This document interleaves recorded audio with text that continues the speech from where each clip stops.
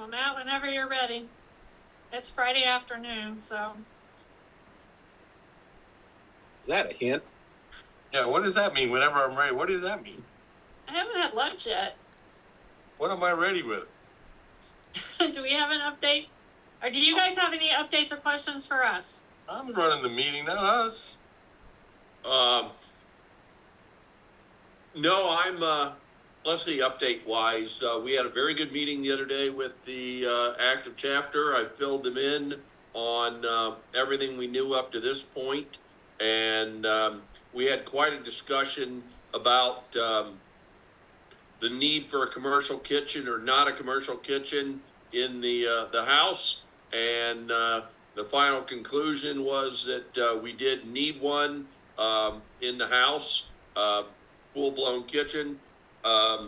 We met with the SIU School of Law to see if we could get some help researching statutes.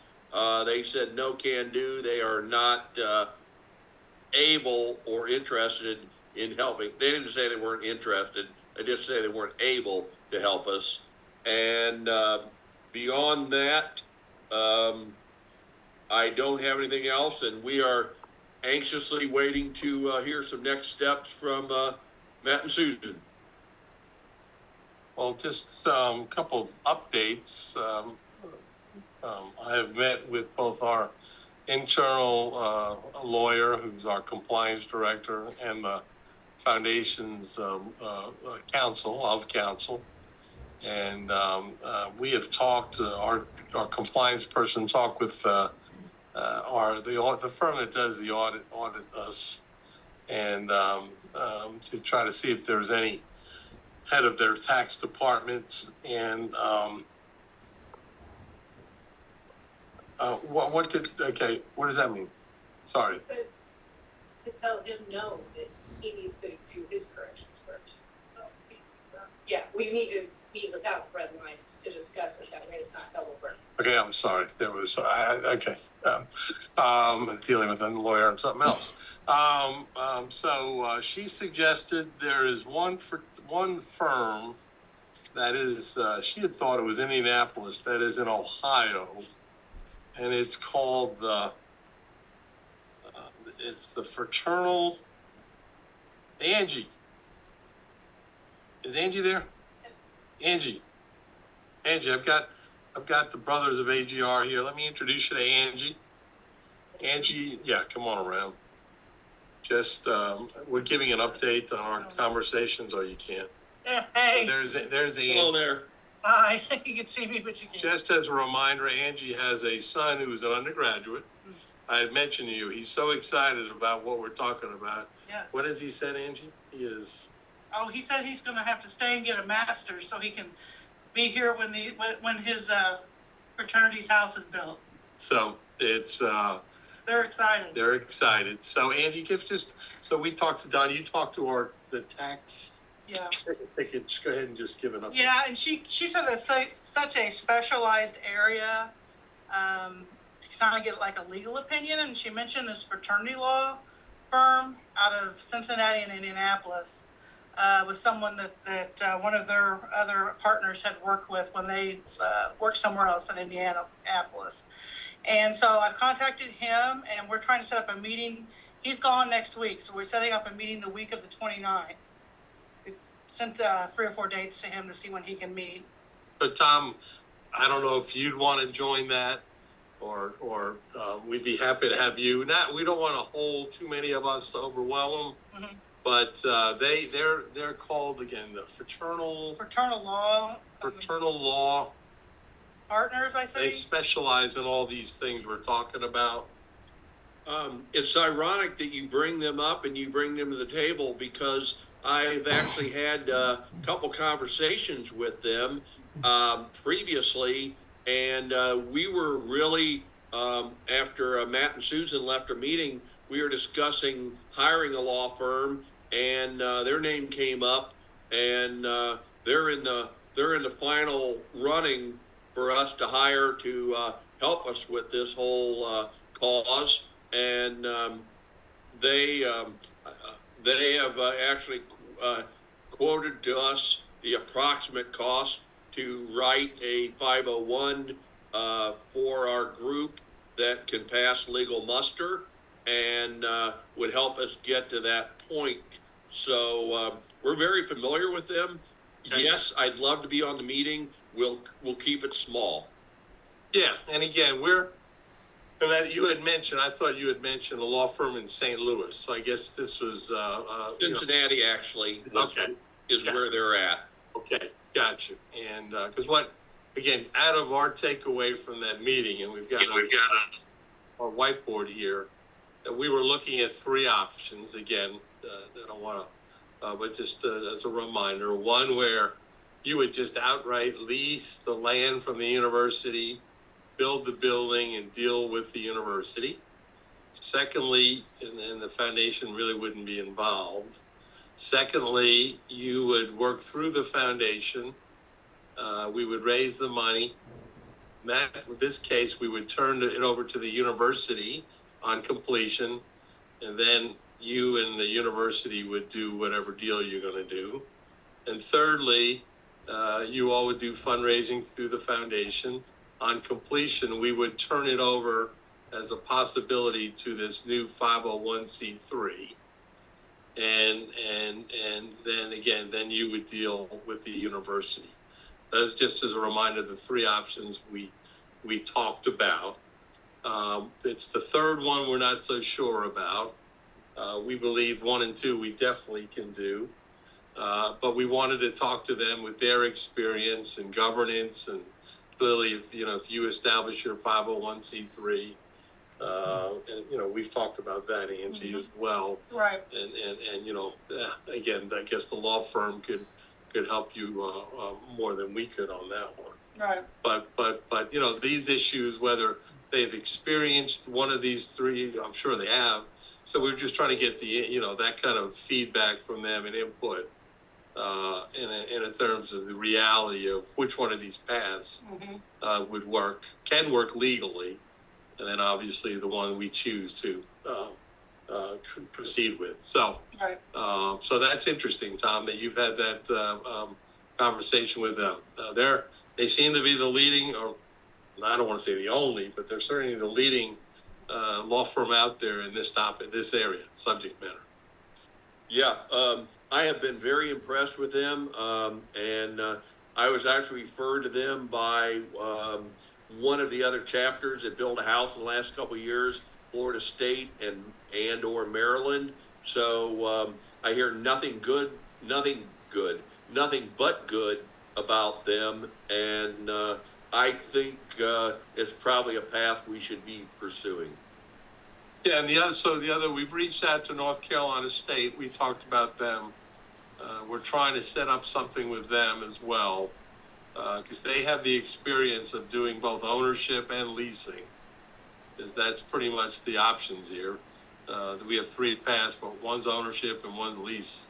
We thought about the gentleman at SIU, perhaps at one of these meetings, having him come speak with us. Because he's got, Susan mentioned, and I mentioned in our meeting last week, he's got a lot of experience, and he's done this at SEMO through the university, but he might be well aware of doing it on the ownership side. But I think he's got a lot more experience in the challenges along the path for us to think about. You guys have done a great job thinking about a ton of things. But he might be a good guy for us to talk to, and he's freeing up the end of this month. He's the guy we were hoping trying to get to visit with us in person last week. So, I think that's pretty. Tom, we've taken those prospects. We've got our research team digging deeper into the ones we talked about. And then we need to talk about having a screening session where you review those for purpose of this discussion. Let me bring something up here. There it is. Is it right there? This again, that we shared with you, we verbally shared with you a gift range. Here's on the, you can see right here. Can you see this at this point? Yes. Yes. I can make it bigger if you want. You want me to make it bigger? I'll make it a little bigger. So this would be the, what we call the top heavy of the two we talked about, where you have the gifts, we call it the gift number of gifts needed by range, and what the cumulative amount would be. This case, the top 10 gifts would bring you 65%. We've put a goal here of 2 million. The mid-level, the next level between 1,000 and 25,000 would bring you 26.25%. And then the gifts less than 1,000 would bring you 8.75%. Here's where we were just throwing around ideas about namings. Certainly that, under versions, 2 and 3, if they work out, there would be tax deductibility.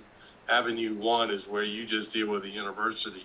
So that wouldn't be, we also checked on the revenue ruling that, it was, you said it was a small isolated school, talking to the tax attorney. Right, so the reason they were able to get the educational component on the revenue ruling was because about 60% of the students in this small school were fraternity sorority members, so that is how that university was able to get their education part of their 501c3 for that action back in the 90s, I think it was.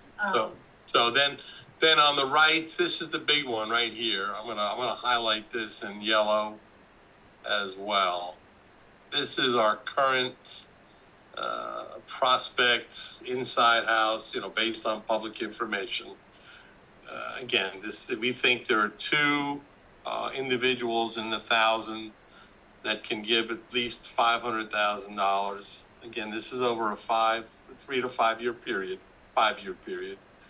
There are 5 that we have rated right now. We think could give in the 250,000 range. We have 20 that we believe could give it the 100,000 over here. And it's always interesting to look at the prospects versus the number of gifts. And I would say normally on the top, you want a 3 or 4, for every 1 gift, you like 4 or 5 prospects, but it doesn't always hold up on that. At the level between 25 and 50,000, we have rated right now 122 of y'all. At the level of 10,000, we have 300. Again, that would be a 2,000 a year for 5-year commitment. At the level here, between 1,000 and 5, we have 401. And I'm just trying to think. That adds up to 850. There was 40. I think there was 41 without a rating, and then I guess our total is 891 of what we have on file. So again, what we think is really important, if you all will start, we love to get together, we talked about, and have an eyeball session where we would have the name, and again,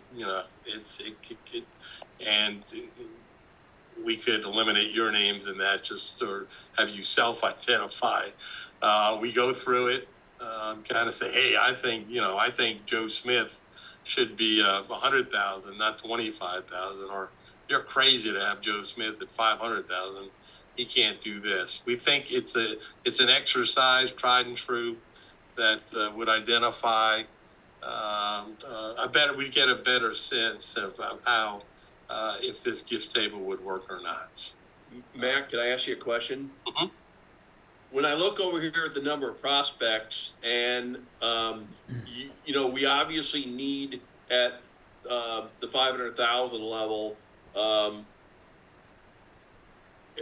we need obviously success there. We really have 2 prospects so far that are ranked to be able to give 500,000 apiece.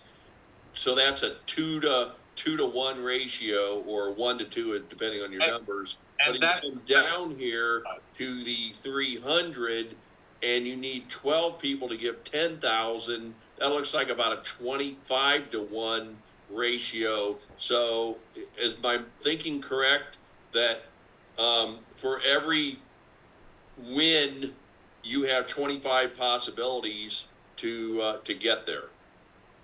Again, these, I will go, I'm not gonna, I would say these are more suspects than prospects at this time, Tom. So that's where again, not that anybody is, I've been watching Love After Locked Up, and it's a TV show, and it's kind of sad when you have 4 days at home that you sometimes wander upon a crazy and TV station. But anyway, so what we would like to do to that is to have this session to get a much better feel, turn a suspect into a prospect, and that kind of thing. But you're right. So on the flip side of that, Tom, is then we have the this is more of the let me get this in bigger size for you. This was more of the version of more heavier midsection, so to speak, gift table. So we did not have in here any at 500,000. Okay. And so, yes, I think what's going to happen, certainly we'd love to have a 500,000. We'd love to have the $1 million. But based on when we go through the 1,000 names, we have a better to scrub it. You guys know more than our research people have. Kevin, I see you taking a picture. I apologize if I promised to send this to you, and I think I did, and I forgot. I will get this to you. But this gets to, heavier right here in terms of the number of gifts. If we took the let's see, 2.5 and 8.50. Let's see if it fits. And just to clarify too, Matt, those are the names we have coded as AGR brothers. So Right. If there are people, like I told you all, the companies you're connected with, the ag industry that supports AGR, none of that has been included in even the number of prospects. That's where that screening meeting is going to be very important to come up with different prospects and a plan. So take the 300 prospects at 10,000. So there they are. So yeah. So Tom, and the other one, I really should put them side by side. The other one had 12 gifts here. This had 20 gifts at 10,000. So this may be a better, more realistic kind of chart. Certainly, it would be helpful to find that lead gift. The next Schumann Hall could be the next Miller Hall, that kind of thing, or the next Meyer Hall. Definitely Kevin Miller Hall. So that, again, I think this is where we kind of have a roll up the sleeves. Really, you put your eyes on those names. We'll bring in, refreshments, whatever. But this is a tried and true way, and you guys would have so much more familiarity with these folks. And we continue to have our prospect researchers update these, and then we can give as much information as you want. And then we would basically almost go. It sounds like a long and boring process, but almost one by one on names. We can sometimes you start silently. We all take the list and do it, and then we come together to run through quicker. But that would truly inform us the kind of a table of gifts that we believe we would need. Again, we're still, this is at $2 million, but this certainly all can be adjusted. And then, again, with the idea for the February 24th founders meeting, the idea here would be to, as we come together, for Susan and I to have drawn up a campaign for you all to look at that day, and working with you, Rick, I'm not sure how far we can get on the plans, but we can have a pretty good sense. And then again, we would recommend, and we talked about the you know, these 25, 30 visits that would come out of this, and we think you all may want to talk to one or two. Susan and I can certainly talk to a whole bunch. You know, then we can start almost assigning prospects and having those initial calls to see, you know, what's the temperature, what's the interest. I will tell you at the basketball game on Wednesday night, we had the dog pound had sororities and fraternities there. It was packed and they were yelling, and it was a great promotional night for Greek life. The students came across really well. And interestingly, when Angie and I met with our legal counsel here, and he had did not go to SIU here, but he was in a fraternity at his undergrad, and he talked about how studies show that Greek alumni, and both alumni and alum are more likely to support a university than those that are not. So again, that's part of our real interest in this. Is that this is as Angie said before, there's incredible interest. Tom, what the law dean did, right back to you, but she and I and Susan have talked. They are very interested in this, the idea that we're gonna not only get rid of these barricaded buildings, but we will rise up a new Greek row. The law school is on the verge. We are hoping, fingers crossed, of announcing a very, very significant gift. And we think, you know, all those news together would put an incredible momentum behind this. So we're also now diving into the other fraternities and sororities. I mentioned the 10 or 12. I know Teak is really ramping up, and they're trying to get their alums. But so there, you know, that's time is of the essence. You know, we certainly don't have the details. This meeting, you know, we have scheduled with this law firm is not till the week after next, because they're not available.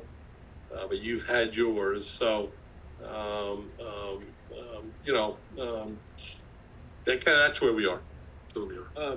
I'd like to come back to, since several people on this call didn't get the message the other day that I sent to just you and Susan, but the architecture school is completely on board with doing some designs for us, making it a class project, and their showcase day is May 1, from 1 until 5 o'clock in the afternoon. Rolando, the director of School of Architecture, is going to make this a class project, about a 5-week long project, where there will be 12 to 14 different designs for a Alpha Gamma Rho fraternity house.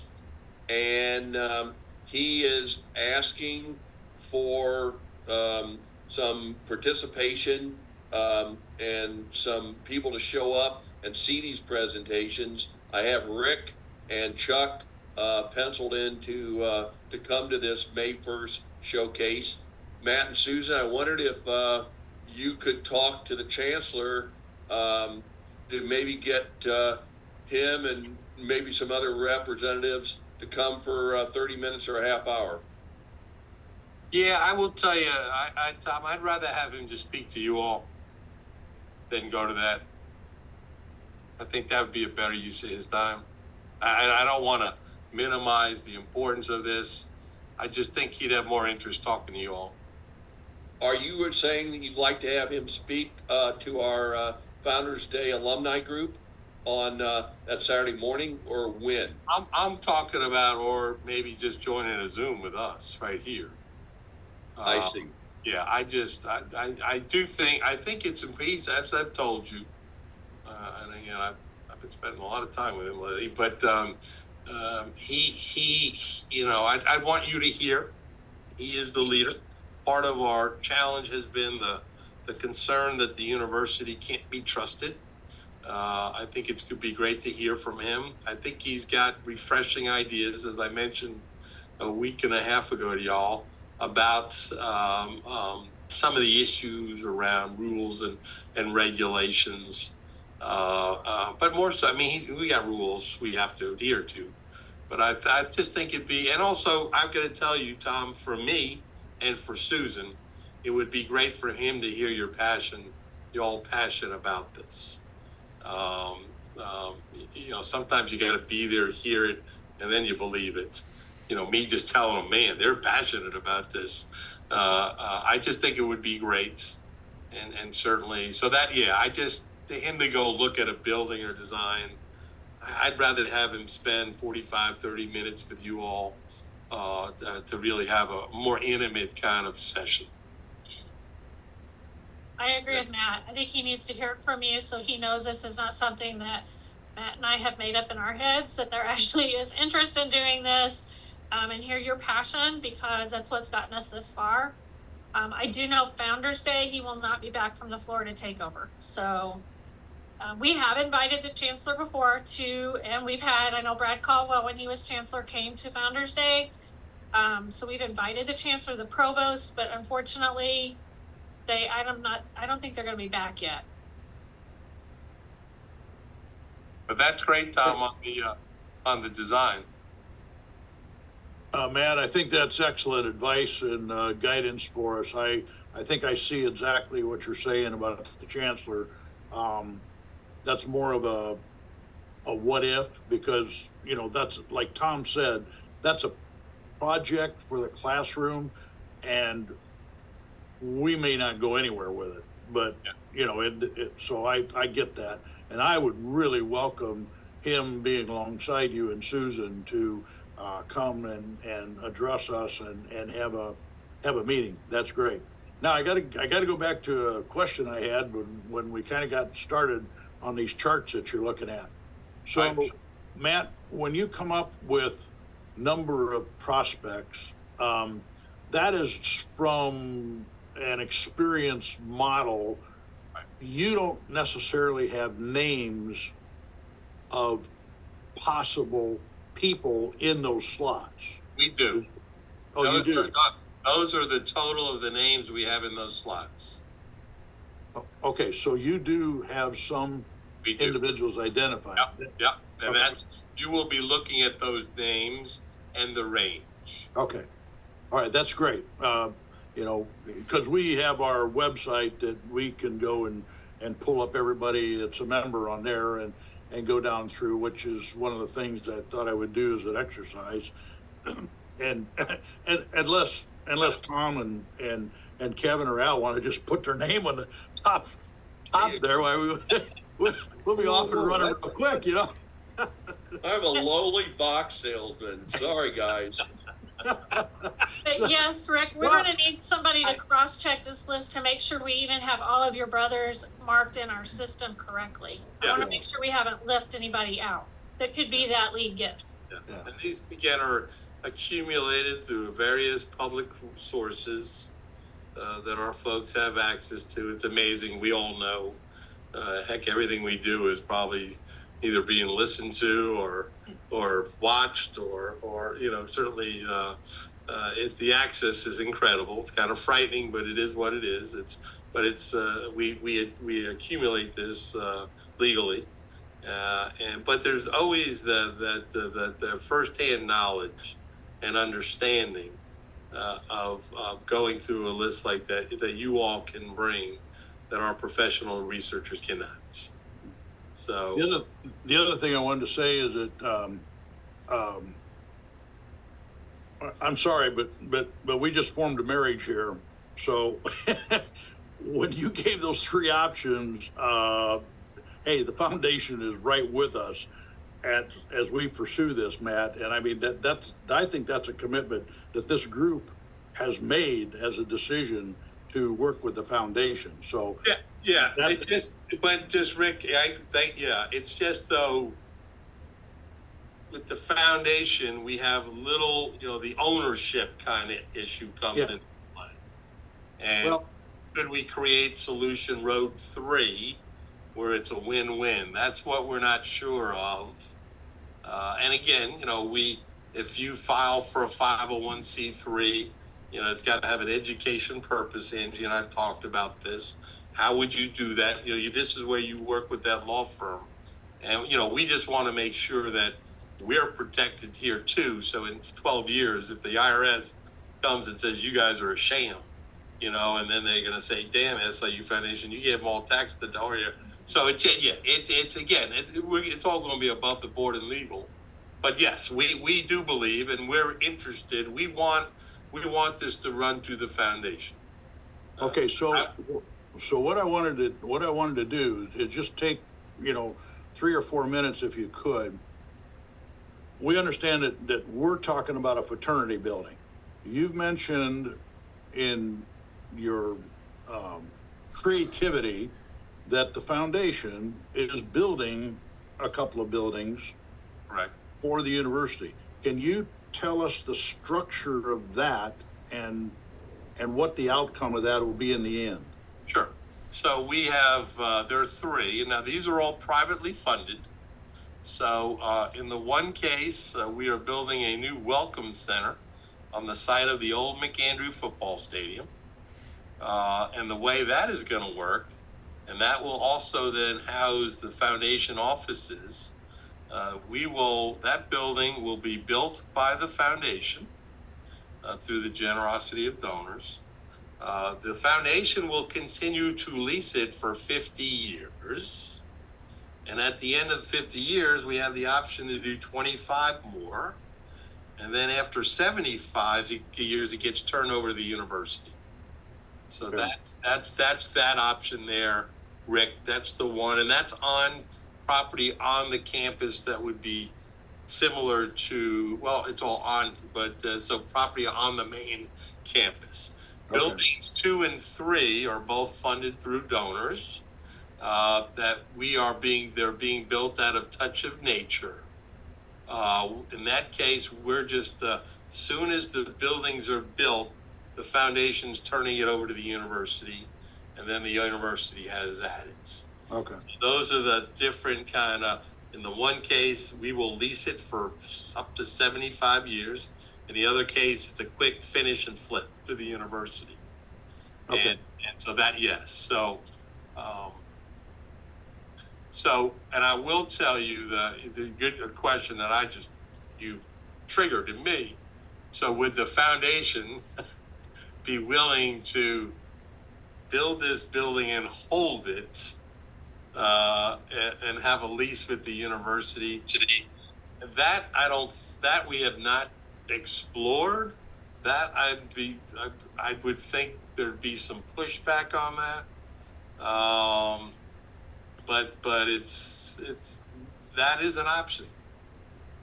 Hypothetically, it's an option. I'm looking at Angie. That would be an option. Okay. The other building's got our offices in it, so that's a little selfish. We're paying rent right now, Right.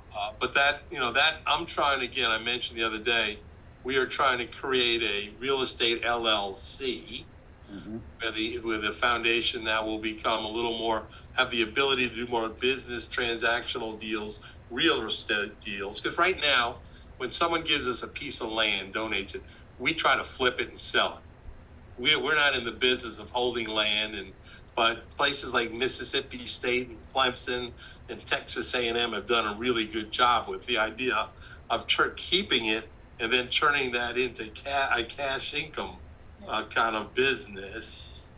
So, and the foundation has more interest, at least since we've been here, on getting into that. I mean, I just read, there was an article or TV report today in downtown Carbondale where there's a program, they have some money to encourage investment downtown. Potentially, the foundation could invest in property downtown. So I think, Rick, your point's right. There might even, again, I don't want to deliver that fourth road to you because I'm not sure the board would be interested in that. But there is legally, I think, a fourth way to do that. Okay. Well, yeah, thank you very much. That's exactly what I was looking for. And maybe just to expand on that question a minute. So if I wanted to leave 80 acres to the foundation with the income to Alpha Gamma Rho, you would not accept that gift. I believe we would. You'd have to hold the land. Yeah, but we do, and I said, yes, most times we do turn that property over, but we have some property up in Dowell. Yes, so the Keene Farm, the Keene gift, Dowell. land gift in Dowell, we still hold, we actually crop 110 acres of that, and the grain proceeds are transferred to the foundation for scholarships. So it'd be that same. We also have a donor who we have their farm in a trust, Matt. They live in Marion. Okay. Up north, and we actually collect the rent from the tenant off of that. Yeah. So we're trying not to be your grandmother's foundation.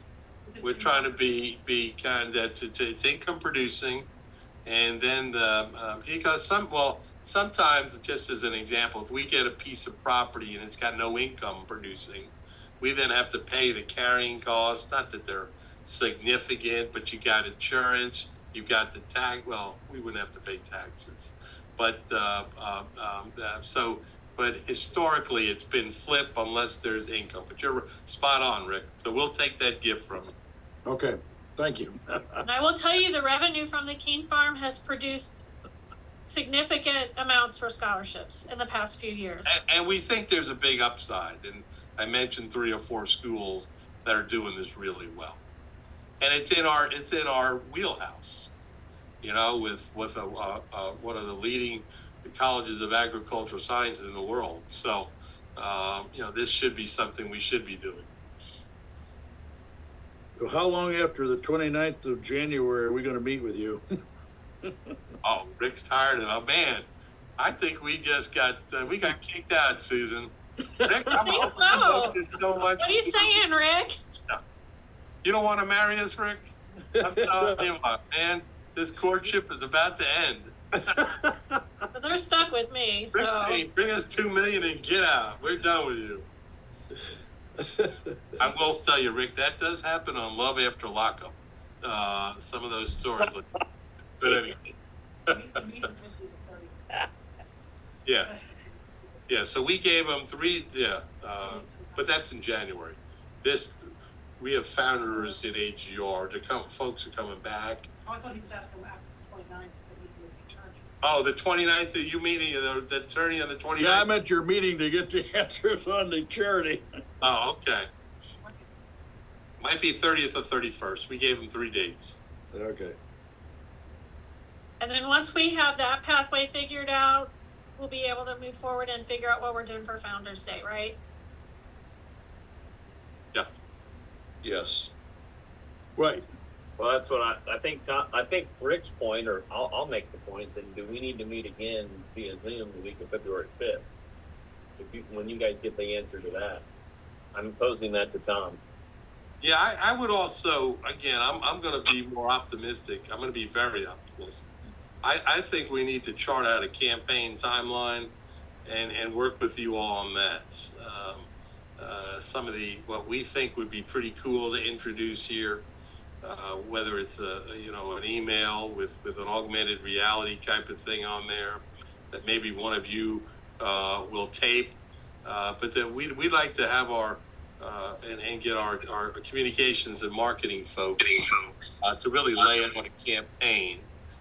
We would probably lay, it would last for as long as needed, but we would hope, and I know when you talk to that other firm, they had it, we're talking about it 2 years and less.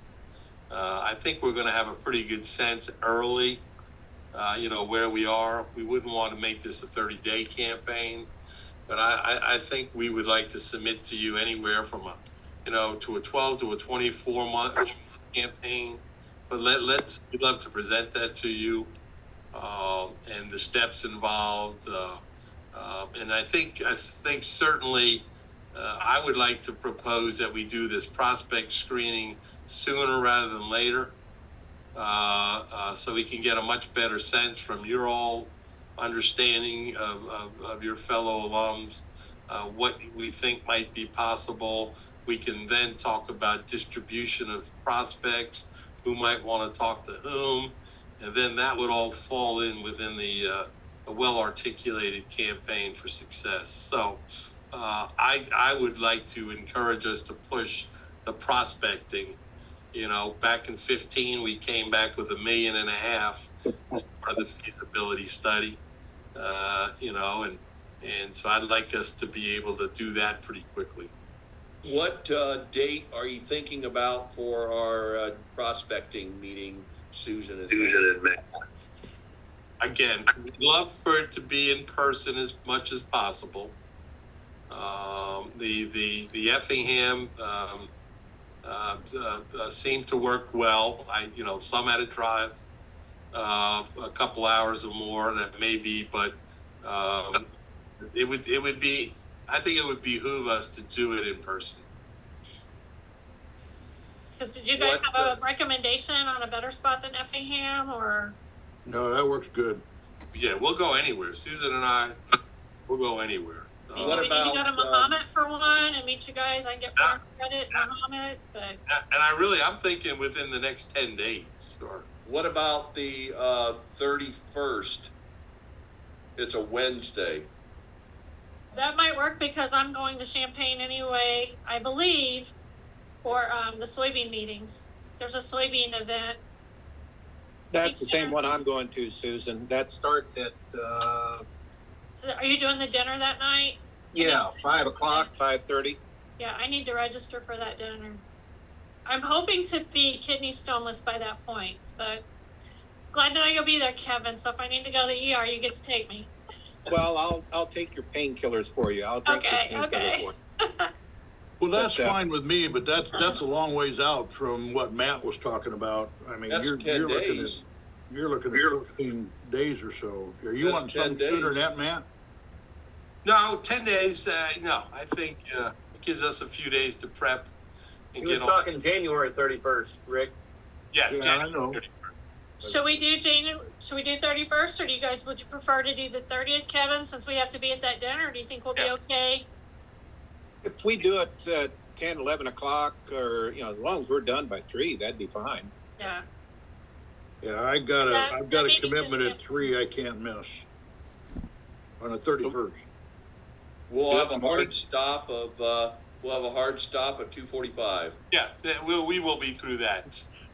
How far do you have to drive, Rick? I gotta drive to Champaign. Tad, you're a busy man. What's that look like for you? Pretty iffy, but I think if the majority of you can do it, go for it. Champaign be a better location? No.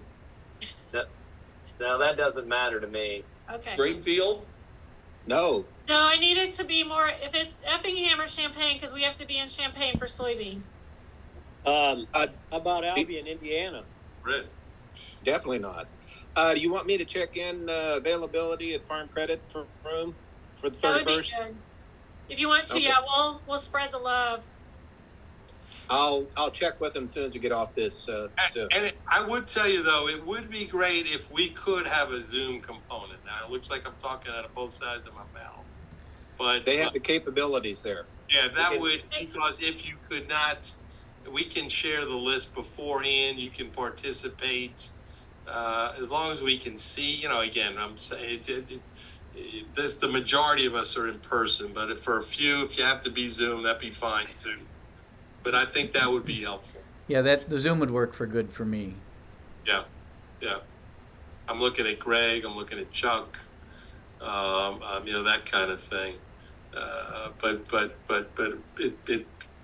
So as long as, heck, we had the other day, as long as most of us were there like that.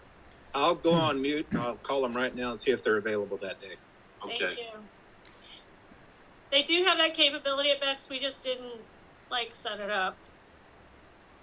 And, I will say, I do hope and trust you all thinking about what you might do personally towards this, because we will come asking. Maybe you will tell us before, but leadership starts here. And so Certainly, we've got work to do, and on the plans, what it would look like. It's a bit premature to even be, asking at this point before we really know what we're talking about. But I think we'll have a pretty good sense. Once we get this 31st figured out, Susan, how about we do a repeat on food, maybe from a different location, and you and I can talk about that on a sidebar. Okay, sounds good. I have a question unrelated to this prospecting list for Matt and Susan that's been on my mind, and just wanted to throw it out there. What are the steps internally at SIU that you'll need to do? Walk me through it to get the money approved to do a tear down of the old 116 as well as the other building. What steps do you need to have that money approved, since we're already almost at February 1st? That's a good question. My meeting with the head of facility got canceled. We had a snow day, so I need to get that answer to you. Susan's had a good discussion with somebody over at EPA. Certainly we need EPA right at our side, and you've got to work with the right person at EPA, I was told. But yes, that's and again, summertime. Chuck will come back with the schedule, and that's a great question that we don't have the answer right now. Brian and Bruce Rodley are both ready at Marion EPA to help us. So yeah, we've utilized that method before, the wet method, when we took the greenhouse down. Yeah. I bet that wasn't 150,000, was it? It actually wasn't that bad, but you got to remember that was in 15, 16. I think it was a lot less than we expected because Dr. Latour was dean at the time, and he split the cost and used some of his startup funds to pay for that. I'm thinking it was 50 to 60,000. They were done with that one in a day. I'll be darned. Yeah. Susan and Matt. Oh, so Chuck, on that, I'd like to, whatever date we're meeting, is it the 31st still? Yeah. The 31st is available at Farm Credit Illinois. They got Zoom capabilities in either one of the rooms. Okay, and then I think, Chuck, in addition to the screening, Susan and I will come with the campaign, a draft of a campaign plan. I know I said it's got to be informed by where we are screening, but there are elements that we can put in place, and that will be the timeline, including the timeline that will include all the answers to that good question right there about the tear down, the call, the kind of almost the cash flowing this thing, thinking about it going forward. But again, until we start building the building, the only cash we're talking about right now, whatever source it comes from, is the tear down. We're not charging you any money at this point. So Rick, do you still want to divorce us?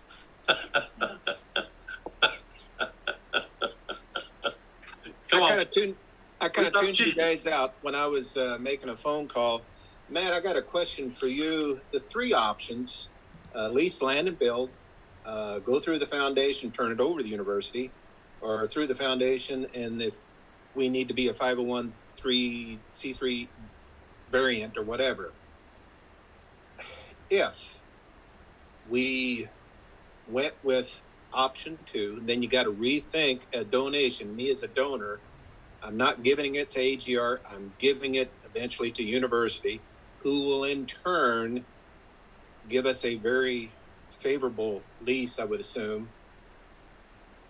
If we went that route, and Tom mentioned the current actives aren't real hot on having a full-fledged kitchen. Those of us in this group, we had it nice. We had a full kitchen and group meals, and there are huge advantages to that. If we went with just a small kitchen and the actives went to this commissary on Greek Row or wherever the food was prepped on Greek Row, would that be one of the early buildings on Greek Row that would be built, that they would have someplace to eat? Yeah, well, right now it would be Thompson Point. That's a long walk to go for breakfast. It is, but just at this point, I don't have a better answer for you, Kevin. That's something we got to think about. Chancellor's talked about having a facility here for sure, but I don't want to promise something right now. I understand. I can't deliver. The reason I'm going with that, I'm involved with a nursing home, and trying to find a cook now is a lot different than what it was 30 or 40 years ago. Yeah. And the food or meal requirements or what the students wants is a lot different than what we had. Granted, I'll say it again, we had huge advantage of having group meals. Times change, and whether that's going to be feasible in the future or not, I don't know. Yeah, it's again, we don't right now. The financing for a new catering hall, you know, that's we haven't even we'd have to dive into that pretty quickly. If we turned it over to the university, say the building costs 2.5, right? We raise 1.5. What currently is the student housing fee and what's all included in that? And would there be a price break for us if we donated $1.5 million out of a $2.5 million building? Would there be a price break on the housing cost? It is our opinion there should be, because what you are doing something to enable the university that they don't have the money for. So yes, but again, those are part of the negotiations. That would get us out of the bookkeeping. Yeah. Cost of a 501c3. I don't know whether Jim or Tag would like to be the accountant for that, but I'm involved with 501c3s, and when you get over, I think, 55,000, you can't file a 990 EZ. You got to have audited books. There's a lot more involvement when you get over a certain price level when it comes to a 501c3. That's right. Now, again, this is where I want to get the Chancellor with us because he has strong opinions that this should be separate. This housing should be separate from the regular university housing. Okay. And we've talked about creating our own housing, the Greek Row Housing Authority. And again, you guys can help inform that. And that's, you guys can be truly leaders, not, in many ways beyond just the building itself, but really setting up the kind of what we'll call the cadence for where we're going in terms of as we get new Greek Road to lift and rise. So those are all great questions. I mean, and this is where I'd love to, Chuck, think about. I mean, Tom, think about getting our friend at SIMO. Because at least, they have an experience where they're leasing it. It's the university built them. It's a little different, but he can talk about the specifics of a lot of the questions you have that I think can help us as we come up with our plan. So, I don't know, next Friday, I don't know if the plan is to meet again, but if it were, we'd like to suggest that we invite him to join us. I'd try to see if the Chancellor might be available and have a couple of guest speakers. But I think we're in a pretty good rhythm here. Certainly, we want to have value added, that we're not just meeting to say hello, that kind of thing. But those might be, Tom, again, not telling you what to do here. But if we choose to meet next Friday, we'd like to get on that and recommend we invite those two speakers. I'm 1,000% in favor of that. And if we're going to bring a couple guest speakers on, we'll have to kind of coordinate the agenda, but it might behoove us to have a slightly earlier time to start if we're going to have a number of extra people on there. Yeah, again, we could do a little bit earlier. That would be good. We have Ground Zero conference here next week, so we have about 500 FFAers here. What are you thinking, Susan? 2? 2 would be good. I mean, Matt, what do you think? The Chancellor's probably his routine better than I do. Yeah, I'm gonna have to. I don't know. It's probably gonna depend on the chancellor's schedule, I would say. Yeah, I think so, and certainly the other person can join us after the chancellor. We'll build Okay. our schedule around the chancellor. Okay, I will get a commitment in a few minutes, and I think that would be a great step. And again, he won't have all the answers either, but certainly as the leader of the institution, I think it'd be important to hear from him. I absolutely love the idea that you're willing to invite him to bring him on, because I think we can truly convey our passion for this project and how we want to move forward. Yep. Did we come up with a time for the 31st that we're meeting at Farm Credit? What time are you wanting to start that meeting? Susan, you said to me you liked 10:30. I think Matt and I did appreciate that, so we didn't have to leave like at 6 a.m., but. I'm good with 10:30. We can leave at 6 a.m. if you want. Sorry. I don't want to. It takes a while for me to get beautiful. I don't want to leave bright and early either, so You can move it to 10 a.m. if you want. Matt, would that be okay? Because then we would have... We're fine. Whatever works for you all. Let's do 10 a.m. so we can make sure we're ready to go. Because there seems to be some dead stops that people got to leave. Yeah, because I think Kevin, how far is the drive from Effingham to Champaign? Another hour? To the IO Hotel, hour and 15 minutes, plus or minus. And that's at 5, right? Kevin, bring with you Marcus Damask if you would. We want him back. But Greg, I saw you at the Valpo game on TV, sitting in the stands. Good job. But yeah, it's Farm Credit is on the east side of Effingham towards T-Town, so it'll take a little bit longer to get there versus Beck's. I'll send the address to everybody so you can Google it, but it's on Route 40. You got to drive through Effingham to get there.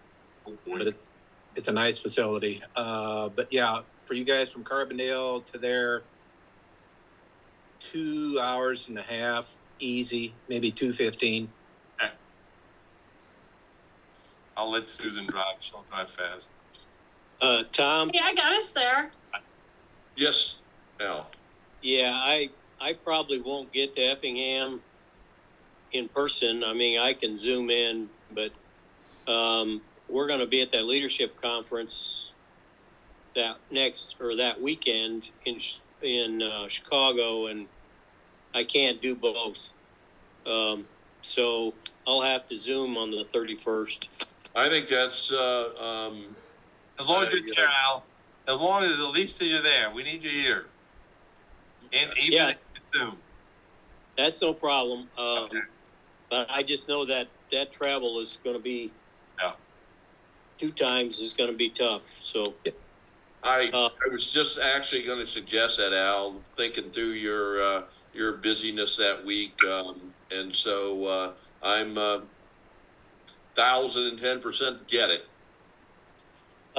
If I can make one comment, Tom, I think it's great that we have done some brainstorming and some concepts and ideas, and I think getting together in some of these discussions has really been helpful. I think it's been productive from that standpoint, and it's kind of gotten us thinking maybe some things outside the box, so to speak. But also, I want to caution.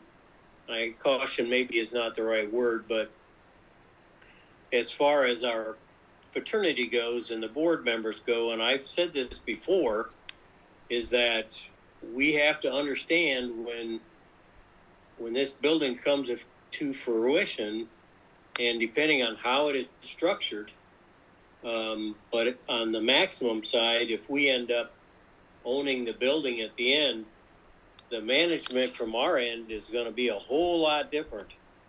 And there is going to be a lot of work involved that we just need to be aware of ahead of time and not go into this sort of blind.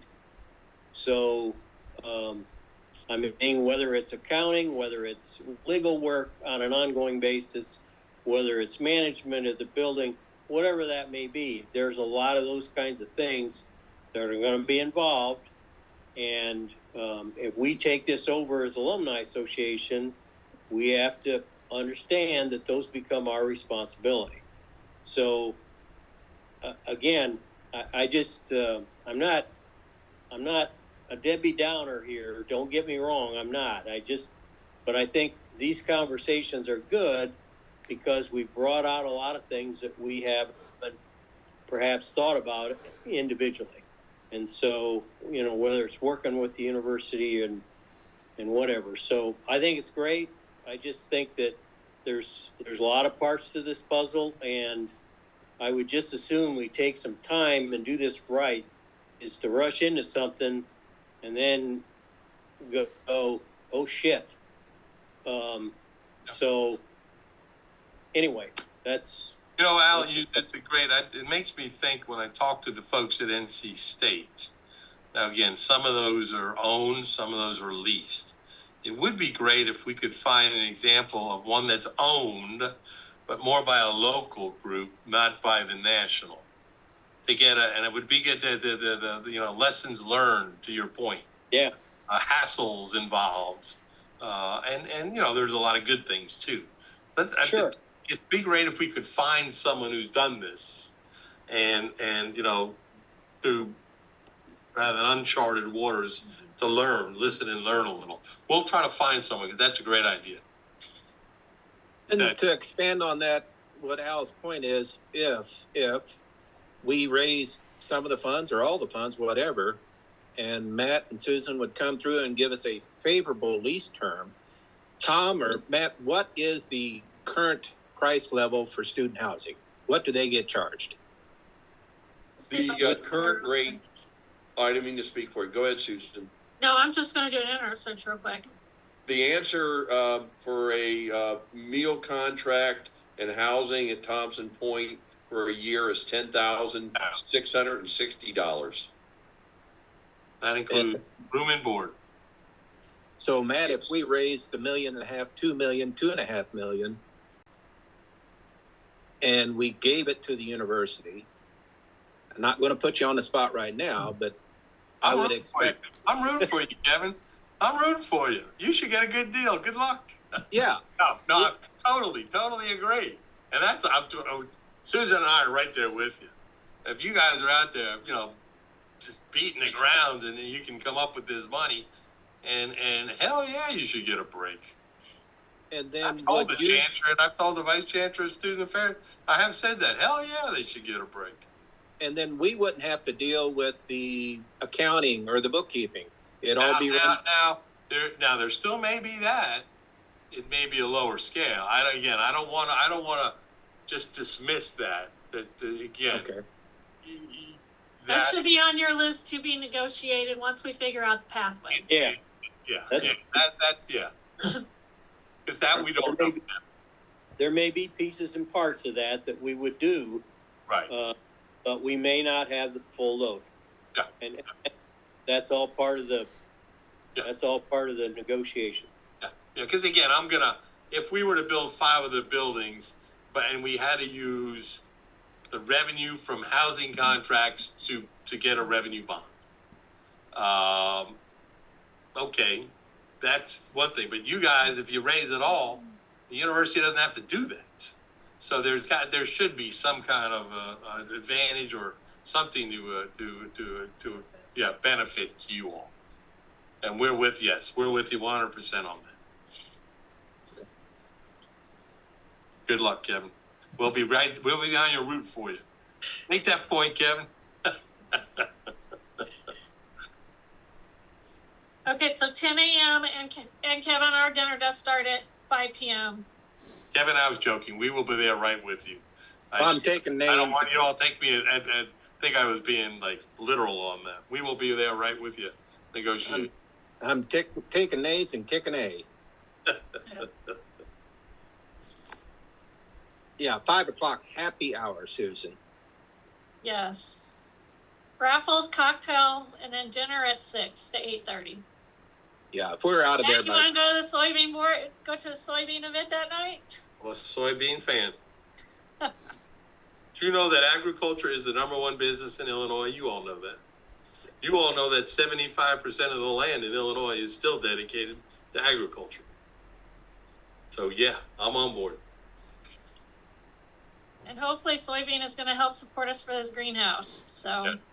Hey, Matt, and closing thing that I'd like to ask from you is at our discussion in Effingham, you passed around that very nice presentation that showed, various combinations. It was in print. That was the one where you, I guess, ran out of copies.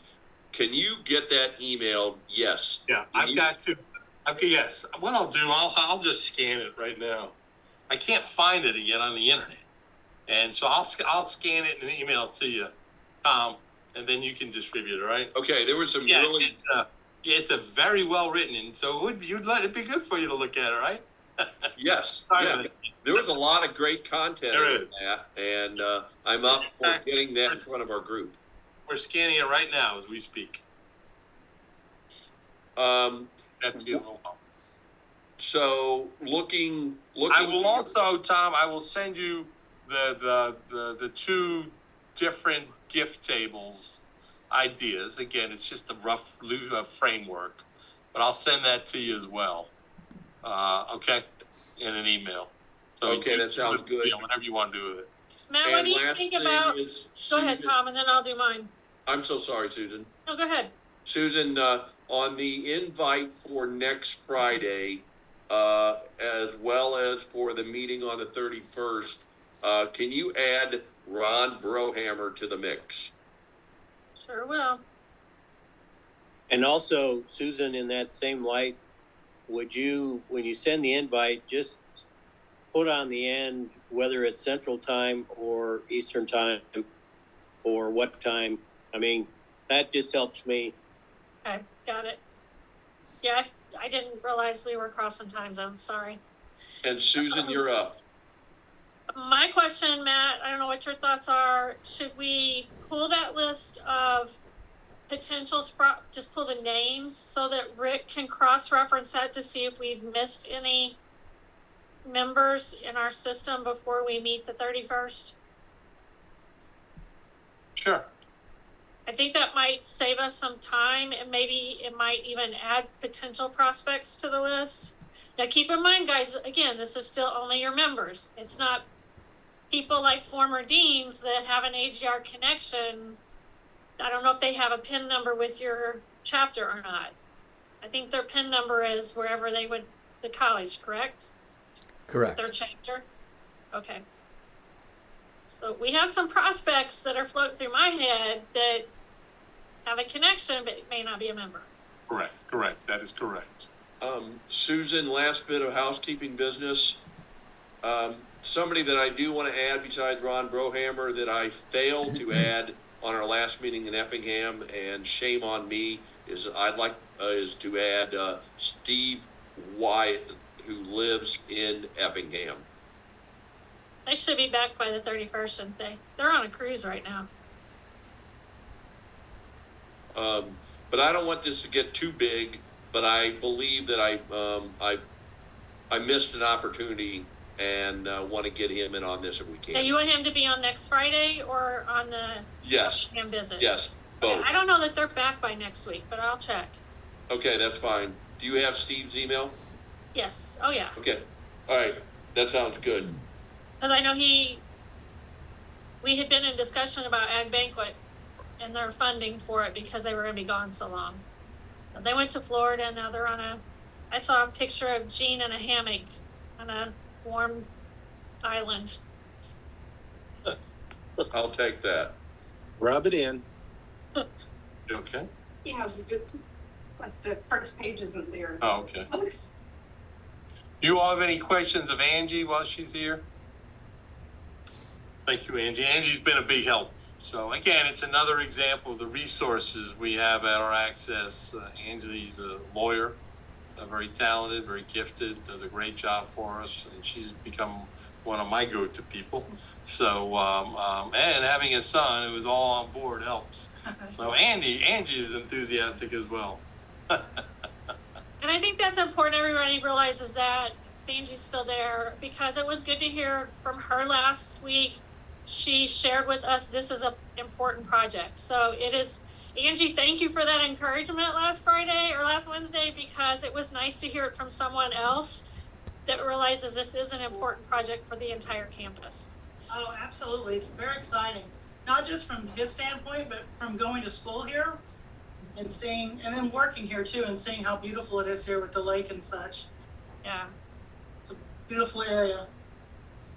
So you'll have a lot of people supporting you and helping us push this project forward. Thanks, to both of you and Angie included. Thanks. Yep, thank you. So you want me to confirm 10 o'clock to 1:30 on the 31st? Well, we can do 10 to 2 or 3. I mean, How about to be safe? we're just going for cocktails and dinner. And How about Well, cheese. Rick Hyatt had to Great. leave early. Oh, he had to leave earlier, yes. How about 10 to 2:30 to be safe? Yeah, and Rick leaves early. That's The fine. rest of us could stay a little longer. Yeah. Okay. I Yeah, will confirm that with them today. Oh, And then yeah. I'll get a Zoom link sent for that one. And then I'll And wait to hear from Matt for next Friday for the time. And I will send you contact information, Susan, for the person there at the office. Okay, who is it at the Effingham office? Sharon Waldoff is usually the Okay. one that answers the phone. Tom, you have the gift table in your email file. It was Okay. sent, and that NC State is being scanned. It looks like it's somewhere over Russia somewhere, but it should land soon. and we'll forward that to you. Then you can distribute if you'd like. I'll get them out to everybody. Thank you so much for sending. All right, sorry we did not get to that to you as promised, but we'll get it to right now. So, all right, we got a lot to do. We got a lot to do. Moving forward. Thank you. All right, thank you all. Good deal. Great day. Thank you much. Great weekend. Thanks all. Get healthy, Susan. I will try. Hopefully soon. See ya. Bye. Thank you.